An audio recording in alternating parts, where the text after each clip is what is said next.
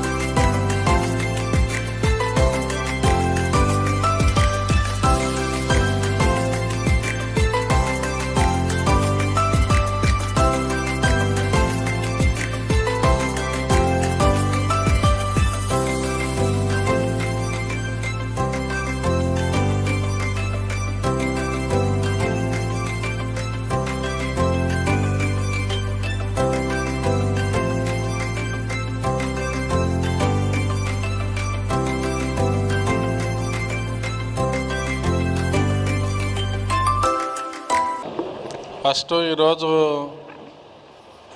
ఈ బిల్డింగ్, ఈ హాలు నేను ఆర్జేడీకి ఉన్నప్పుడే ఓపెన్ చేశాను. ఇది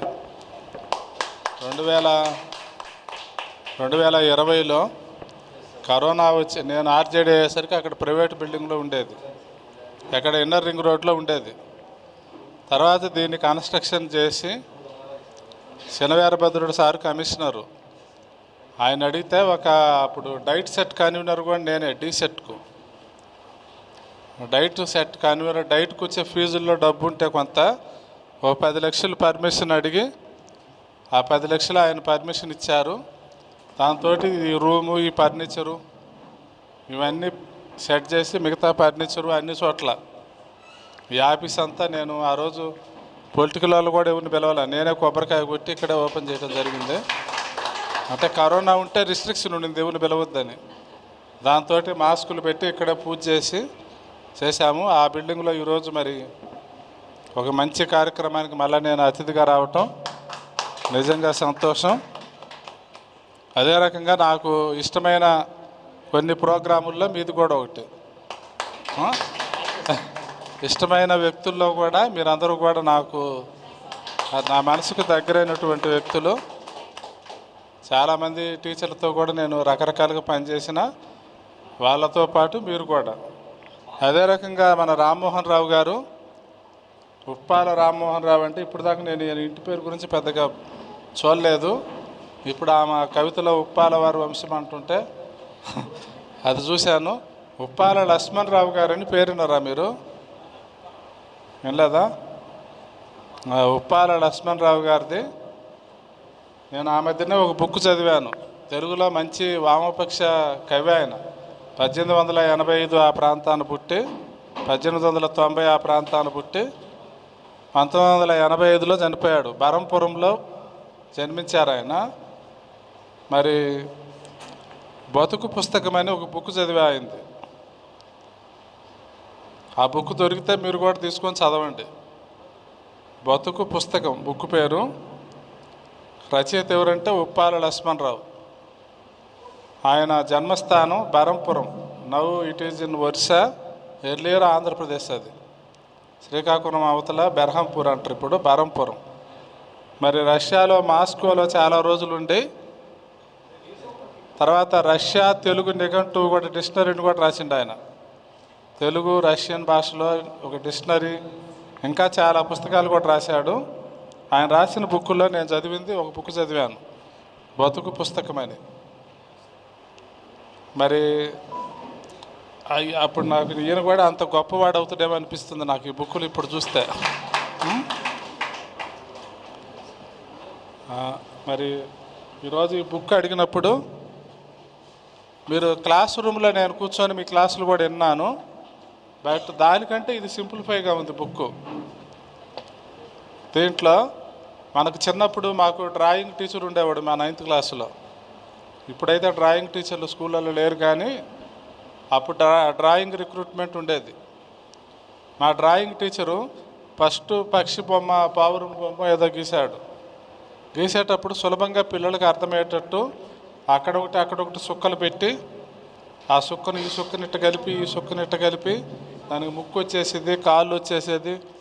అసలు ఏమీ తెలియనటువంటి డ్రాయింగ్ చేతగాని విద్యార్థి కూడా ఒక పక్షి బొమ్మను అందంగా వేసేటట్టుగా ఉండేది. ఆ రకంగా ఈ బుక్ చూసినప్పుడు నా చిన్నప్పుడు 9th ఉన్నటువంటి డ్రాయింగ్ టీచర్ గుర్తొచ్చిండు. ఈ సుక్కలు పెట్టి నాకు ఇది నేర్పలే, నువ్వు నాకు చెప్పింది ఆడ వేరే రకంగా చెప్పినావు. ఇది అయి ఉంటే ఈజీగా నేర్చుకునే వాళ్ళం. ఈ మెథడ్ బాగుంది. ఇది జస్ట్ సుక్కలు పెడితే మనకు నీట్గా ఈ సుక్క దగ్గర నుంచి ఈ సుక్క దగ్గరికి 1 నుంచి 2 గలుపు, 2 నుంచి 4 గలుపు, 4 నుంచి 7 గలుపు, ఇట్లా పెడితే చాలా ఈజీగా నేర్చుకోవటం కూడా లెర్నర్కు బాగా ఈజీగా ఉంటుంది. అదే రకంగా ఇంకొకటి కూడా నాకు, మనము రకరకాల మీ టీం గురించి చెప్పాలంటే, ఒక ఉపాధ్యాయులు ఏదన్నా ఒక మీటింగ్ పెట్టాలంటే అందరూ కలిసి ఒక యూనియన్ మీటింగు ఇంకోటికి చేయాలంటే వాళ్ళు కాగితాలు పట్టుకొని డిఓ ఆఫీసుల చుట్టూ తిరుగుతూ ఉంటారు. మేము మా అసోసియేషన్ మీటింగ్ పెట్టుకోవాలి, దానికి ఆ రోజు అందరికీ ఏదో సిసిఎల్ నేను సిసిఎల్ అను, లేదంటే ఓడి ఇవ్వండి అను, ఏదో రకరకాలుగా దానికోసం ఆ డిఈఓని అడుగుతారు, మళ్ళీ కమిషనర్ దగ్గరికి పోతారు, మళ్ళీ సెక్రటరీ గారి దగ్గరికి వెళ్తారు, పలానా అసోసియేషన్, దానికోసం పెద్ద ఫైట్లు అనమాట. అట్లాంటిది ఏ ఓడి లేదు, సిసిఎల్ లేదు, ఈఎల్ లేదు, ఏది లేకపోయినా పాప ఇంతమంది మహిళలు మీరందరూ టీము ఈరోజు ఇప్పుడు 8 టైం, ఇప్పుడు ఈ 8 గంటలప్పుడు ఇంత మనసులో ఇంత స్వచ్ఛత ఉంటేనే దీనికి అటెండ్ అవుతారు. ఎవరో పిలిస్తే ఇష్టం లేకుంటే ఫోర్స్ఫుల్గా అయితే అసలు రారనమాట. అదే రకంగా ఎన్నో ఆదివారాలు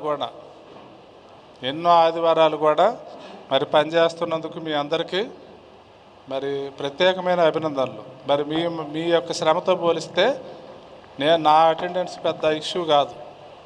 ఎందుకంటే నాకు 5 రోజులైతే బాగా, ఈ మధ్య నాకు ఇప్పుడు నేను ఎస్పీడీ ఆఫీసులో ఎస్పీడీ ఆఫీసులో అనేసరికి నాకు ఎక్కువ ఉంది ఇప్పుడు ప్రజెంట్ వర్క్. 5 రోజులైతే రోజు ఇంటికి వచ్చేసరికి 9 అవుతుంది. బట్ ఈరోజు నాకు సెలవు అనమాట, శని ఆదివారాలు. అలా రేపైతే ఉంది డ్యూటీ, బట్ ఈరోజు సెలవు కాబట్టి నేను రామ్మోహన్కు ముందే చెప్పిన, సార్ మీరు ఎప్పుడు వస్తారు అంటే, నేను వర్కింగ్ డేస్లో రాలేనమ్మా, నాకు ఆ రోజుల్లో నేను మళ్ళీ వేరే వాళ్ళని పర్మిషన్లు అడిగి ఇవన్నీ నాకు కూడా ఇష్టం ఉండదు, అది వదిలిపెట్టి రాలేను, నువ్వు సెలవు రోజు ఏ రోజు పెట్టుకున్నా నాకు ఇష్టం, నేను హ్యాపీగా వస్తానని చెప్పాను. సరేనని శనివారం పెట్టారు ఈరోజు. మరి శనివారం కూడా నేను అప్పుడు పెట్టడం జరిగింది. రెండోది బుక్కు పబ్లిష్ చేయాలన్నప్పుడు కూడా మరి కొంచెం పెద్ద పబ్లిషర్ అయితే పబ్లిసిటీ కూడా బాగుంటుందని ఈ ఎస్ఆర్ పబ్లికేషన్ వాళ్ళకి కూడా చెప్పాను. ఒకసారి ఈ బుక్ను ఫ్యూచర్లో ఏమన్నా ఎక్కువ ఎక్స్టెన్షన్గా పోవాలంటే బుక్కు ఒక పబ్లిషర్ కూడా ఎవరో ఒకరు ఉంటేనే మంచిది. వాళ్ళకైతే నెట్వర్క్ ఉంటుంది స్టేట్ అంతా, అన్ని బుక్ షాపులతో నెట్వర్క్, వాళ్ళ ద్వారా అన్ని చోట్లకు ఎక్కువ మందికి రీచ్ అయితే బుక్ ఎక్కువ మంది పిల్లలకు టీచర్లకు ఉపయోగమని చెప్పి వాళ్ళతో కూడా ఒకసారి మాట్లాడి మరి అందంగా వచ్చింది పుస్తకం కూడా. నాకు ఈ టెక్స్ట్ బుక్స్ ప్రింటింగ్ గురించి తెలుసు కాబట్టి ఈ మధ్యంతా నేను లాస్ట్ 3 ఏళ్ళు దగ్గర 2 సంవత్సరాలు 8 నెలలు డైరెక్టర్ టెక్స్ట్ బుక్కే చేశాను కాబట్టి ఇది ప్రింటింగ్ కూడా నీట్గా, డిజైన్ కూడా బాగా వచ్చింది. బుక్ కూడా చూస్తే ముందు అట్రాక్షన్గా స్టూడెంట్కు ఇది చూడాలన్నట్టుగా ఉందన్నమాట. అందంగా ఉంది బుక్, అందంగా బుక్ తయారు చేశారు. మీరందరూ కూడా రామ్మోహన్ గారి స్ఫూర్తితోటి అందరూ కూడా తలా బుక్ ఫ్యూచర్లో మీరందరూ రాయాలి. మీరందరికీ నేను కూడా ఏదో ఒకటి, ఈ చేతిరాతలే అవసరం లేదు, మంచి ఒక 10 కథలు రాయండి, చిన్నపిల్లలకి పనికొచ్చాయి, ఆమె మంచి కవిత చదివింది ఇప్పుడు,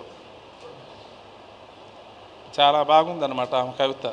మంచి కథలు లేదంటే పిల్లలకు సంబంధించిన ఏమైనా మీరు ఒకే రోజు రాయని అవసరం లేదు, కాస్త టైం తీసుకొని నీట్గా రాయగలిగితే మరి దాన్ని తర్వాత మనం దాన్ని టైపింగ్ అవన్నీ కూడా చేసుకోవచ్చు. ఎక్కువ ఏజ్ పెరిగే కొద్దీ ఇందనక మన డాక్టర్ గారు చెప్పినట్టు ఏజ్ పెరిగే కొద్దీ ఆ పార్కిన్సన్ అట్లాంటి జబ్బులన్నీ రాకుండా ఉండాలంటే ఎక్కువ చదవడము, రాయడం, మైండ్ని ఎక్కువ చదువుతూ ఉంటే ఆ మతిమరుపు పార్కిన్సన్ జబ్బు రాదంట. ఆ జబ్బు రాకుండా ఉండాలంటే ఎక్కువ చదవాలి. దానికి కేవలము ప్రివెన్షన్ ఏంటంటే ఎక్కువ మైండ్ తోటి మంచిగా బొమ్మలు వేయటం, కథలు రాయటం, చదవడము, ఇలాంటివన్నీ చేస్తూ ఉంటే ఆ జబ్బు రాదు. దానికి సొల్యూషన్ అదే అన్నమాట. కాబట్టి మీరు లేటు, నేను ఈ మధ్యనే నేను మీకు ఈసారి కూడా చెప్పా, ఎంఎస్సి సైకాలజీ కట్టినానండి. ఆ పరీక్షలకు వెళ్ళి రాసి వచ్చాను, పాస్ అయినా నేను. అందుకు అయితే నాకు ఆశ్చర్యం ఏమనిపించిందంటే నేను చదివాను, బట్ ఆ రోజు పరీక్ష రోజు పోతే మొత్తం బుక్కులే తెరిచిపెట్టిన రాడు. నేను ఎక్కడనేది చెప్పకూడదు, కాలేజ్ పేరు అది. మొత్తం వాళ్ళు ఆ ఇన్విజిలేటర్ కూడా నాకైతే అనిపించింది, నేను ఇంత ఈ పోస్ట్లో ఉండి నేను చూసి రాస్తే నేను రాయకూడదని ముందే డిసైడ్ అయిపోయి నా దగ్గరకు వచ్చి చెప్పిండు ఇన్విజిలేటర్, మీరు కూడా రాసుకోండి సార్ అని. నాకు వద్దు బాబు, ఫెయిల్ అయితే నేను మళ్ళీ రాస్తాను, ఫెయిల్ అయితే నాకు డిగ్రీ ఆ సర్టిఫికేట్ కోసం కాదు, నేను సర్టిఫికేట్ నాకు అవసరం లేదు, నేను నేర్చుకోవడానికి పెట్టా, ఫెయిల్ అయితే మళ్ళీ రాస్తానని చెప్పిన. ఇంకా సరే అని ఇంక నా దగ్గరికి రాలేదు అతను. సరే బట్ నేను పాస్ అయ్యి 56% వచ్చిందనమాట. చూసి రాసి ఉంటే 70-80 వచ్చి ఉంటుందేమో, అది వేరే అంశం, నాకు అవసరం లేదు. నాకు సర్టిఫికేట్ కూడా నాకు ప్రమోషన్ సర్టిఫికేట్ ఏం పని లేదు, జస్ట్ నేను చదవాలనుకున్నా చదివా. అట్లా అది లెర్నింగ్ అన్నది బుక్కులు చదువుకుంటా ఉండండి.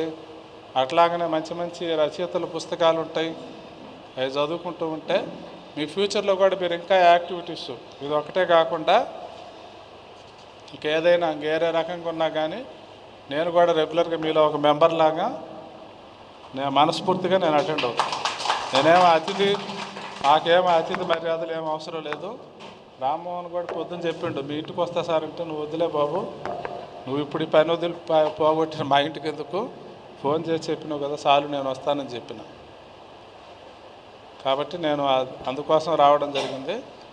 మరి ఈ రామ్మోహన్కి అభినందనలు తెలుపుతూ మీ అందరికీ కూడా అభినందనలు. కేవలం ఆయన ఒక్కడికి కాదు, మీరు అందరు సపోర్ట్ ఉండబట్టి ఆయన ఇక్కడ చేయగలిగాడు. This credit is not only for by him, you also this credit goes to you all, not only Rammohan. మీ అందరికీ అభినందనలు తెలుపుతూ ఈ అవకాశాన్ని ఇచ్చినటువంటి అందరికీ ధన్యవాదాలు.